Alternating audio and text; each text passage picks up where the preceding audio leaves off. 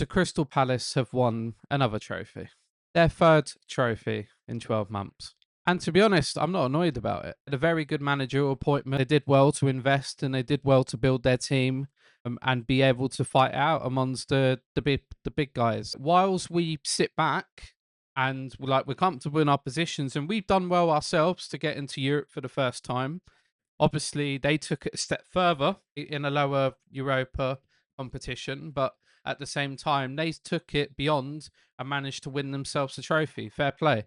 To get themselves to their second FA Cup final in 9 years as well was also a very good achievement, and fair play to them as well. I think when you're a club that is similar in terms of league positions, obviously not every year Brighton do finish above Palace in the league, except for a couple of seasons ago when we obviously finished 11th and they finished 10th. You would think at least in one of the competitions, Brighton would go on and do further than what they have. I think about the times where we played in 2019, we were fighting relegation in 2019 and we got to the FA Cup semi-final. I don't know how we got to the FA Cup semi-final that year, considering that Millwall were 2-0 up and were about to win the game, and then we had two lucky goals. I think about the times where we played in 2019 when we had a not very good side, like we were just fighting relegation in 2019 and we got to the FA Cup semi-final. I don't know how we got to the FA Cup semi-final that year, considering that Millwall were 2-0 up and then we had two lucky goals. Millwall had a player sent off as well, and we won the penalty shootout for that, but on any other day, that could have been Millwall through to the semi-finals, and we wouldn't have had those two goals by Locadia and March. Some people say that we were unlucky to get to the final in 2019 because of Carl Walker and Jahanbash. If Jahanbash is given a free kick, then there's potentially something that could have been done to at least extra time, and then penalties if that was going to happen again in that situation. Also, in the 2023 FA Cup semi-final, where Solly March blasted it for the second time, exactly the same way, like he did against Charlton Athletic in the League Cup. I find it very interesting though that I posted my thoughts on the Brighton page, and people were saying to me like, "Oh, just settle down. It's not that deep. Oh, what's it? No, it isn't. Like winding yourself up." And it's like, at the end of the day, I was being sarcastic. It's like it's not necessarily me getting into a mood. It's just like how I was feeling about that at that particular moment. Because like when you are a Brighton fan and you see Palace win 3 trophies in a year, then you like think, damn, that could be us. But like we obviously haven't taken those chances in the FA Cups that we've had to get to that position. Like, and then we had a very tough trip against Roma in the Europa League. And I'm not saying it will be like that forever. We've got the Conference League next year, having to go through the playoff match. And I think generally that we do have a chance next year. But I don't think it's miserable to say that we will make that difficult for ourselves too. We're a team that don't like to shoot on goal. And that's not just a one season thing. That is, you look at our statistics right here, and it shows that we have 56.72 XG. Danny Welbeck has had 28 shots on target for Brighton in the Premier League, like, which is amazing to have a return of 13 goals with 28 shots on target. His goals and assists are 14. So to have that for the whole season is absolutely amazing. But I'm just thinking about the other stat. In 2023, 2024, Brighton had an XGA of 56.84. For people that don't understand stats, that is expected goals against. The positive that we've had this season, though, is that when you have a look at our stats, Brighton's actual goals for this season were 52. Their expected goals were 56.7. Their expected goals against XGA, for those who don't know, were 51. Their expected goals against Palace were 55. But Palace only scored 41 goals, but they finished in the lower half of the table, so that would be expected.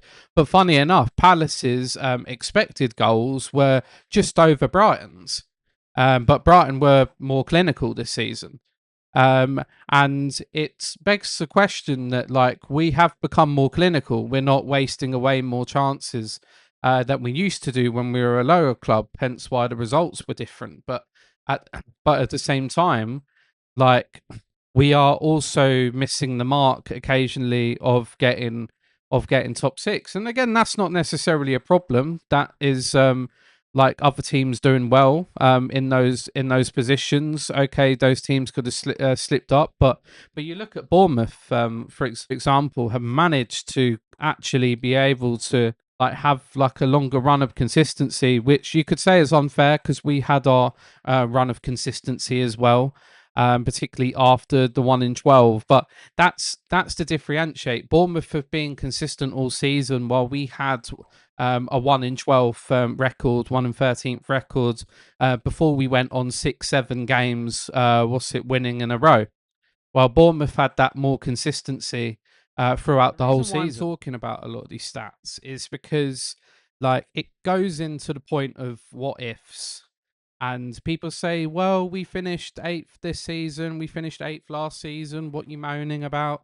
I'm not moaning. I'm just I'm making observations as to where we could have done better in some seasons to have really pushed for that extra spot, all pushed in a way that that would have been better than what we initially did. Like Brighton finished 6th. And then next season, because of mid-season problems, injuries, and Europa League to be dealing with, like we finished 11th. So in the media as well with Roberta De Zerbi, what's it coming out and not being nice about the club as well. I just think it was a bad time. Way worse times, obviously, but at that moment, compared to what we'd done for the last couple seasons, it was a lower point, despite reaching the knockout stages of the Europa League. Okay, you might necessarily be thinking, what's the point I'm trying to make? What I'm trying to differentiate with is that we are a club that has the potential to win trophies. Definitely the potential to win the Conference League, but we do have the potential at some point to win a Carabao Cup. To have a shock year where City underperform in the Carabao Cup, unlike this season where obviously they won that and the FA Cup. But if we brought in a couple more players that can be able to fill in those gaps, then we would be able to pick up some silverware, maybe by a penalty shootout or something like that.